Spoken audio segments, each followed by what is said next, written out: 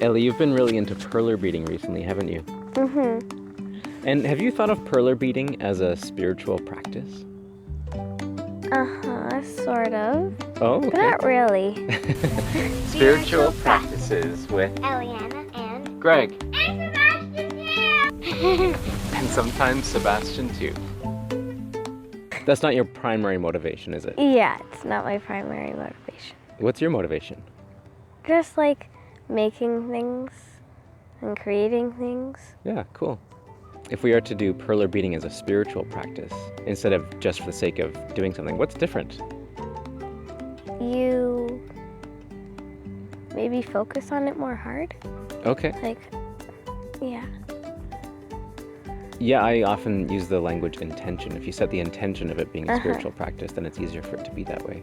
Yeah. Is that what you think of too? Mm-hmm. Or am I just putting words in your mouth? I don't know. Yeah, words. Meh. All right, well, why don't we go and do some perler beading as a spiritual practice? Okay. What is Yeah. our first step? Well, you have to know what you're making. And how do you know what to make? Like, I have this thing. I could make, like, whatever I want, I guess? Yeah, Okay, that's pretty cool. but it's sort of hard to make it, like, if you're trying to make a circle thing, it's hard to make it on a square board. Like this sun I tried to make, it didn't really work out because I made it on a square board. I see. And how else do you get ideas of what to make? You sort of just come up with them, Okay. and sometimes there's like idea books like this one. Oh, yeah, okay. And those little things right there, that's the type of board you should use. I see. Or it's easier to use. And then we have a pretty good collection of colors here, but you might not have all the colors. Yes, some of the greens aren't exactly the same as ours. Yeah, okay. I think I'm gonna make that bird. Okay. So this bird right here is what you're going for, right? It's so cute. Okay, and I was thinking I'm gonna make this little turtle. A turtle? Yeah. Although that might be a This little little bit hard. Are you gonna join us? Yeah, come join us. Okay. So let's see, let's move this here. You're gonna make this bird. I'm gonna make this turtle. It's probably best if you choose something from this page, bud. Yeah. You were talking about making a cross before. Did you want to do that? But there is no. Well, you can just make it up. You don't need a book to make a cross, right? Yeah. Okay. Okay. Well, shall we do it?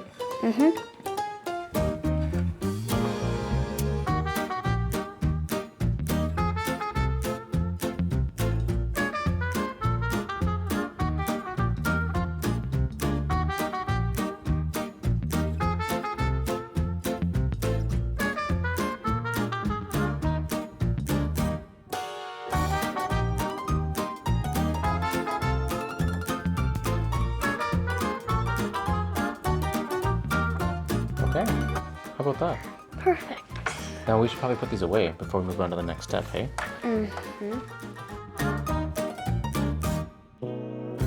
All right.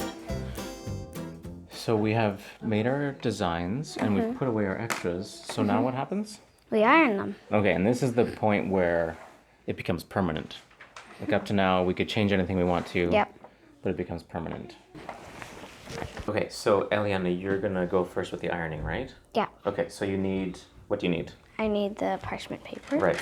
Otherwise, what would happen? It would just burn and yeah. It would not work. Yeah.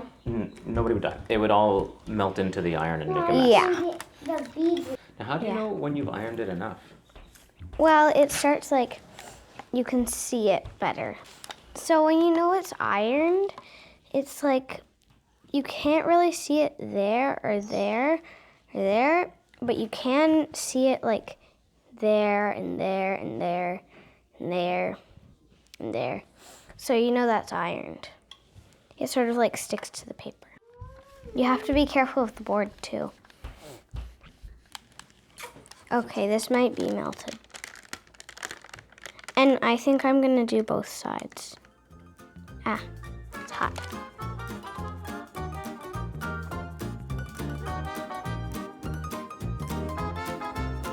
Oh.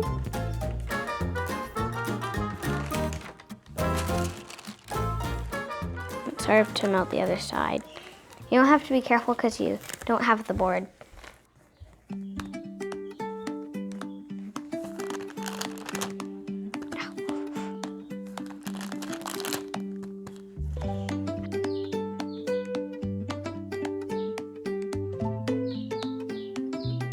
And don't forget to unplug the iron.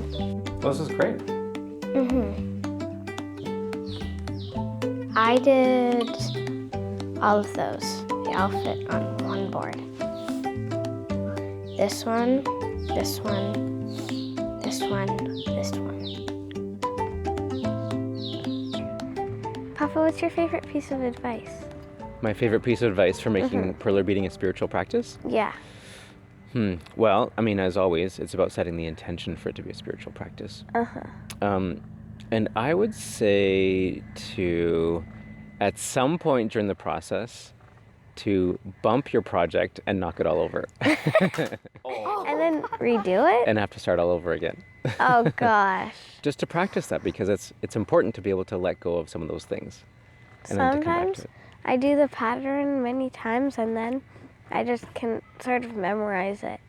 Oh, so you do it all from memory instead of with... Well, with not all from memory. I still use like the picture, but I do some of it from memory. Oh, cool. And Ellie, what's your favorite piece of advice for making perler beading a spiritual practice? My favorite piece of advice is, I don't know.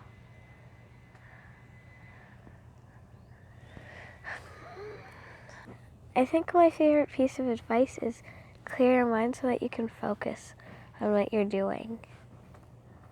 So to clear your mind so you can focus, how do you do that? You just like only think about perler beading, Okay. I guess. And what do you do with all the other thoughts that come into your mind? You throw them away? You throw them away, okay. Yeah, and that's easy for some people and not easy for Yeah. other people. Sometimes I find that like writing those things down before I start helps me to clear my mind. What if you get the idea before you, like when you're perler beading? What if a new thought comes to mind while you're perler beading? Yeah. You could always take a break and write it down. Yeah. Or sometimes if you have to, you might have to do something about it. Yeah. Like if that thought is, oh, I'm burning something on the stove, then you should probably stop what you're doing and go take care of that. Yeah. But if your thought is, I need to do this thing later on today, then you can go and write it down and then try to put it out of mind. Yeah. Or sometimes a few moments of stillness and quiet before you start can help to clear. Even a short meditation or say a prayer. Sometimes we're worried about things and we need to let God hold those things with us. Yeah. So your favorite piece of advice is to clear your mind and really focus on the task at hand. Yeah. And what happens if you don't clear your mind? Then you might like make a mistake. Like once Mama was ironing and she melted the perler bead board, so we had to get a new one. Oh, yeah.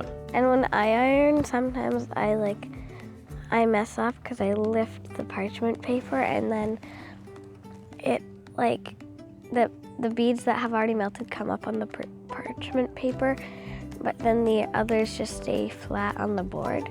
Oh, So you have to like focus and wait. Okay. You have to practice patience. Okay. Well, thanks for joining us. Yeah. And be sure to turn off your device. And go practice. Until next time, I'm Greg. And I'm Eliana. Bye. Bye.